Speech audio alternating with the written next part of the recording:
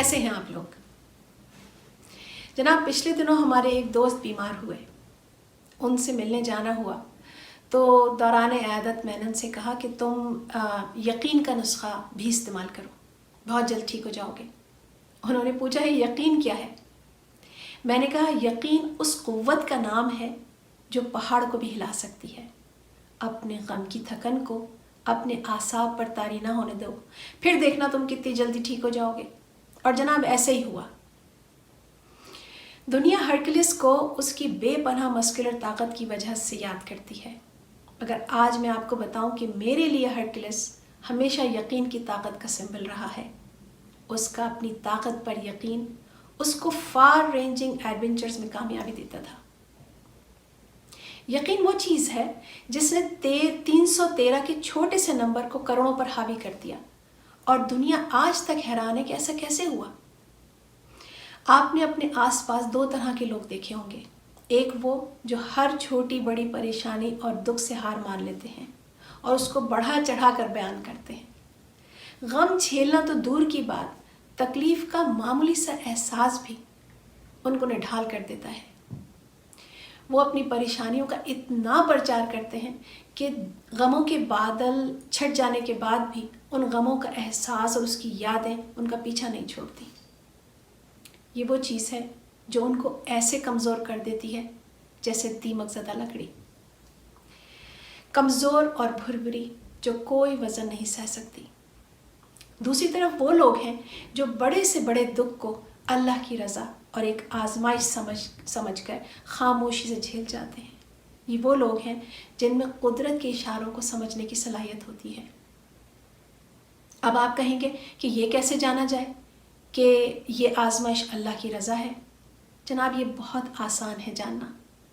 اگر آپ کا حوصلہ مضبوط ہے اور آپ کے یقین کی قوت متزلزل نہیں تو سمجھ لیں کہ اللہ نے آپ کو آزمائش کے لیے چنا ہے۔ لیکن اگر آپ کا دل وسوسوں سے لبریز ہے اور آپ کو ان مشکلات سے اور حالات سے نکلنے کی امید ہی نہیں، تو مان لیجئے کہ یہ مشکل اللہ کی طرف سے نہیں ہے، آپ کے اپنے اعمال کا نتیجہ ہے اور زندگی میں آپ کی رانگ چوائسز کی دین ہے۔ انگریزی کی ایک بہت مشہور کہاوت ہے، You don't become what you want, you become what you believe۔ دوستوں یقین کی قوت کو پانے کے لیے سب سے بڑی ٹپ یہ ہے کہ آپ کو پتہ ہونا چاہیے کہ what's the next right move۔ زندگی میں صحیح وقت پر صحیح فیصلے اور صحیح اقدام صرف ہمارے یقین کی قوت کو نہیں بڑھاتے اور ہمیں زندگی میں صرف مشکلات سے لڑنے کی قوت ہی نہیں دیتے، بلکہ اگر حالات کا فیصلہ ہمارے حق میں نہ بھی ہو تب بھی یقین کی قوت ہمیں توانا رکھتی ہے اور ہمیں اپنے مخالف چلنے والی ہوا کے تھپیڑوں سے لڑنے کی قوت عطا کرتی ہے۔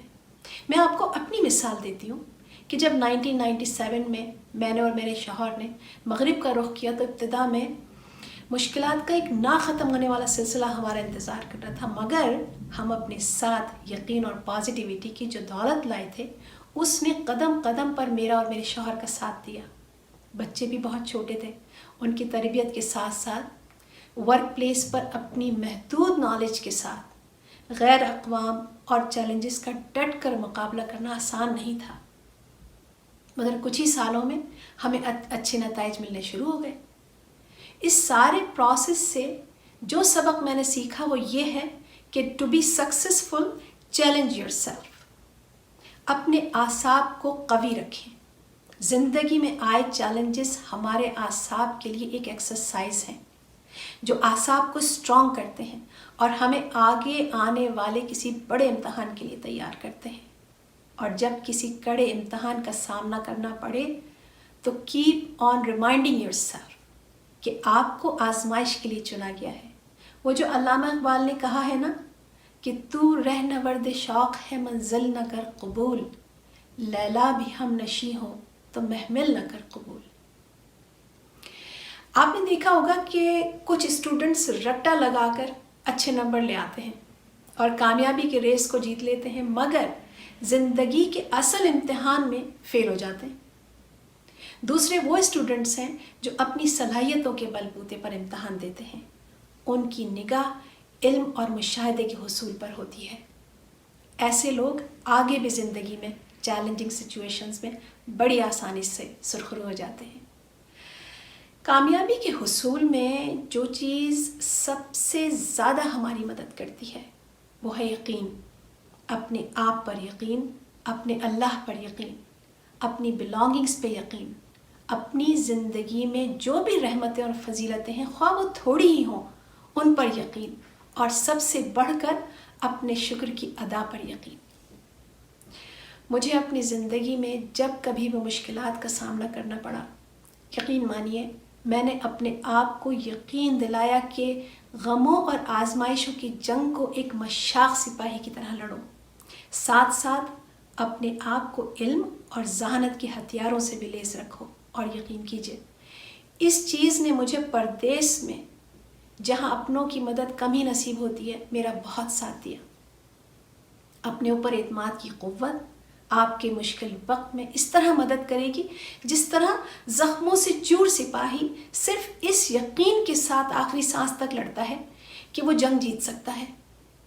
اسے اپنے غموں سے زیادہ اپنی خود اعتمادی اور اپنے یقین پر زندہ رہنے کی فکر ہوتی ہے.